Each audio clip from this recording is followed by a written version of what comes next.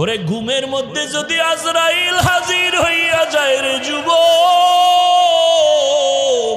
ওই মাকেও পাবি না, বাবারও পাবি না, একা একা কবরে চলে যাবি। বন্ধু জোর তোর আপন বন্ধুটাও পর্যন্ত মোবাইলের নাম্বারটা ডিলিট করবে, বলবে বন্ধু আর নাই, মোবাইলের নাম্বার রেখে লাভ নাই। দুনিয়াতে কত বাহাদুরি করলাম, আমার মতো বড় মাওলানা, বড় কণ্ঠওয়ালা, বড় আলেম, বড় মুফতি, বড় মুহাদ্দিস কেউ নাই।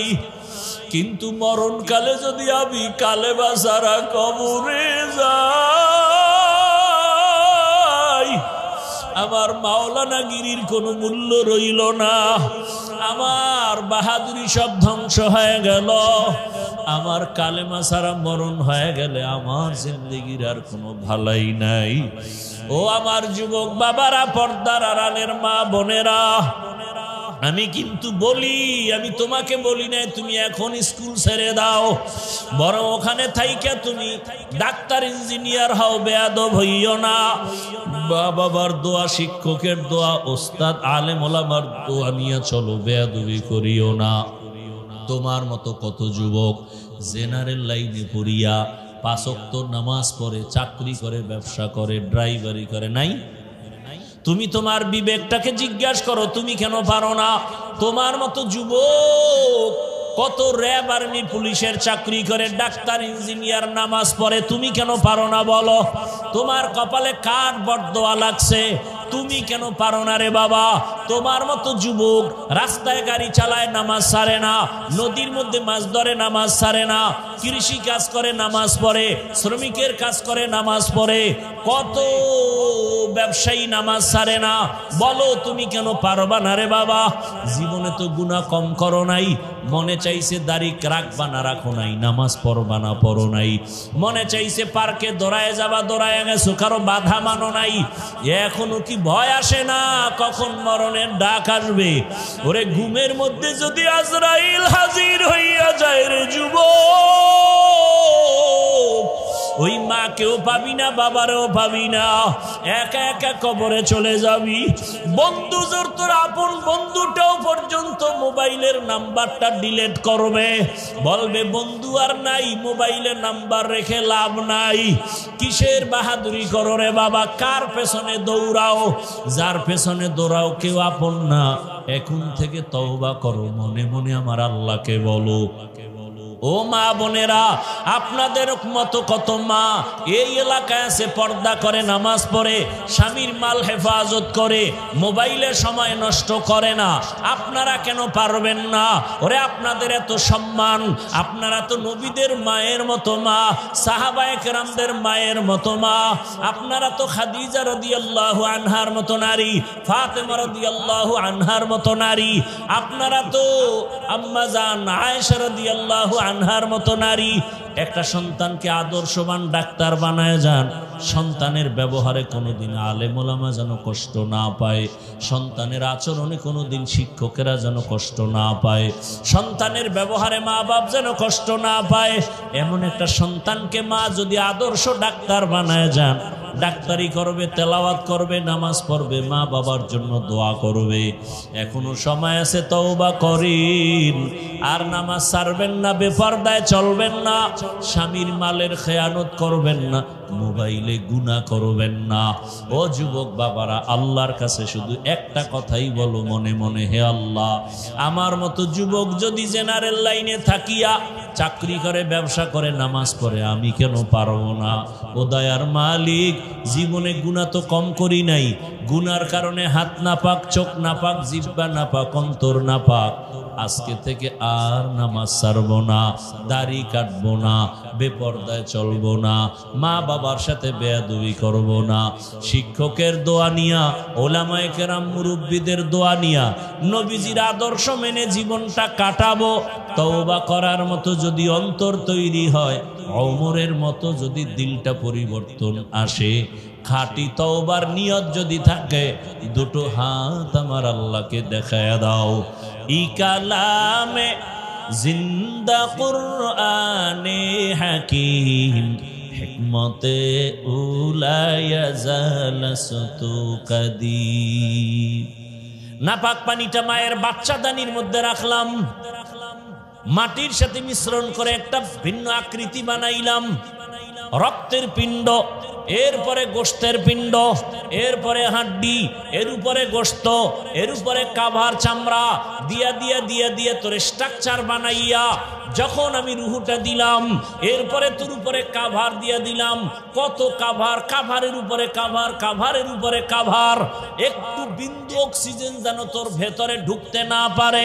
ওরে অক্সিজেন ছাড়া মানুষ তো বাঁচতেই পারে না। মায়ের গর্ভে তোর অক্সিজেন ছাড়া কে রাখছেন? তোর ক্ষুধা লাগছে, মায়ের নাভির সাথে তোর নাভিতে তার লাগায় দিছি, ক্ষুধা নিবারণের ব্যবস্থা করেছি। এক বিন্দু অক্সিজেন ভিতরে ঢুকে তোর ক্ষতি করার সুযোগ দেই নাই। দুনিয়াতে তুই আসবি, কি খাবি?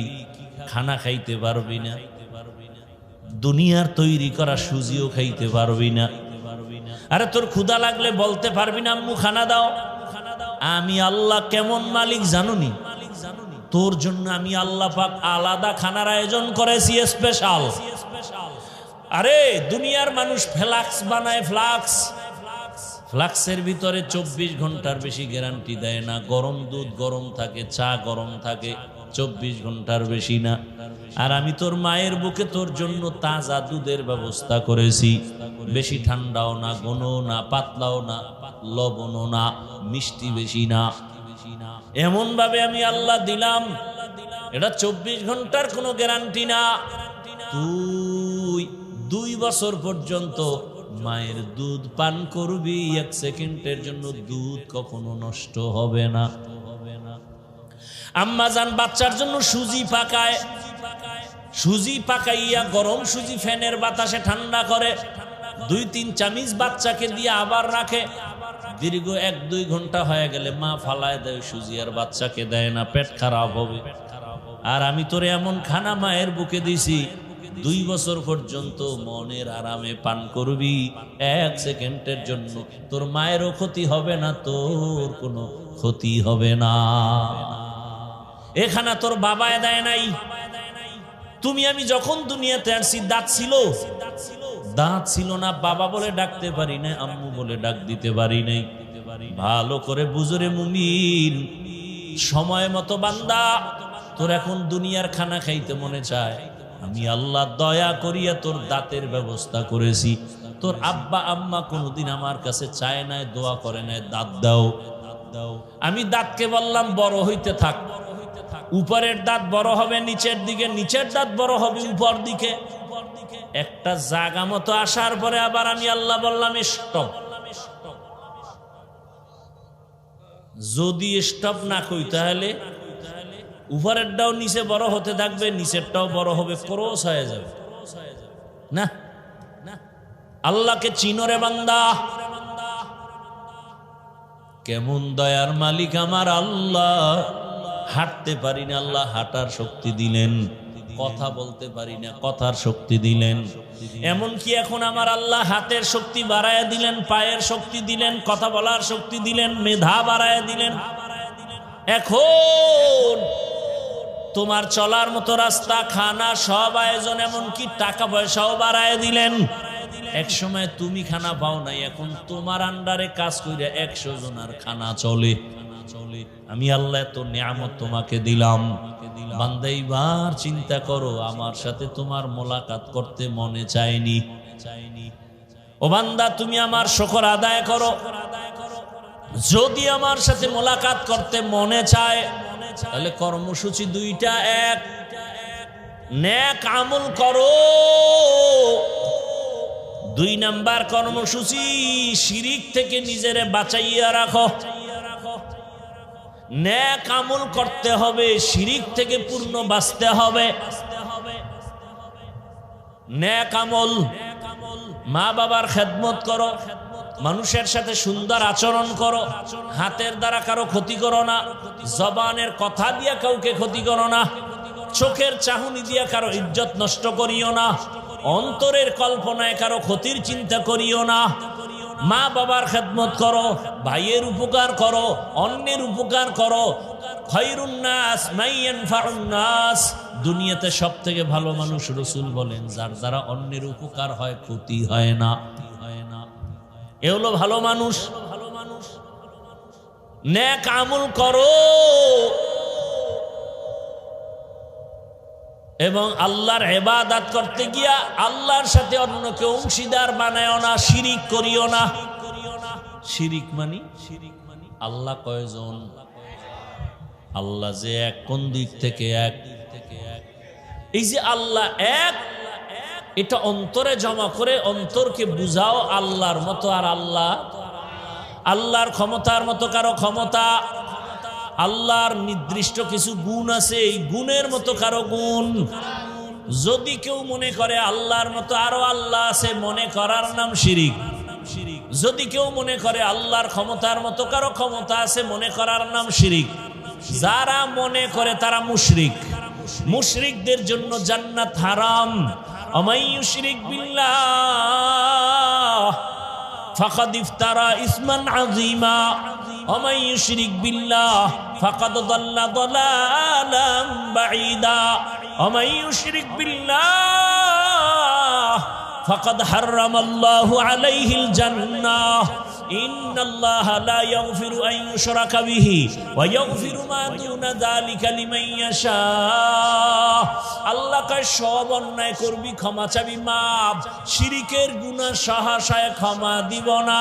কপালের সেজদা পাবে আল্লাহ, এই সেজদা আর একজনকে দেওয়া শিরিক। যারা দিবে তারা মুশরিক। মুশরিকদের জন্য জান্নাত হারাম। রিজিকের মালিক আমার আল্লাহ। যদি কেউ মনে করো রিজিক আমাকে ছেলে দেয়, রিজিক আমাকে ক্ষমতার নেতায় দেয়, রিজিক আমাকে গ্রামীণ ব্যাংক দেয়, এই মনে করার নাম শিরিক। যারা মনে করবে তারা মুশরিক। মুশরিকদের জন্য জান্নাত হারাম। বুঝেননি কথা? আল্লাহ তার কুদরতি ক্ষমতায় যেইভাবে গায়েব জানেন, ওই ক্ষমতায় পৃথিবীর কেউ গায়েব জানে না। যদি কেউ মনে করে আল্লাহ যেমন গায়েব জানেন এমনটা অন্যেরাও জানে, এটার নাম শিরিক। যারা মনে করে তারা মুশরিক।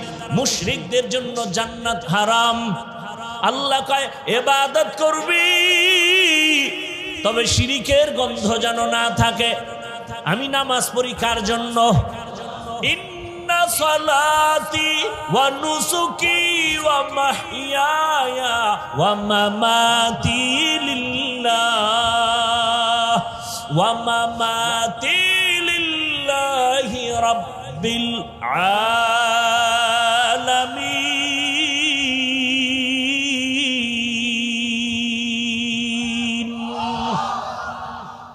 আমার নামাজ, আমার কোরবানি, আমার বেঁচে থাকা, আমার মরে যাওয়া, আমার বয়ান করা, আমার বয়ান শোনা, আমার ব্যবসা, আমার চাকরি, আমার ইমামতি, সব কিছু কার জন্য হবে?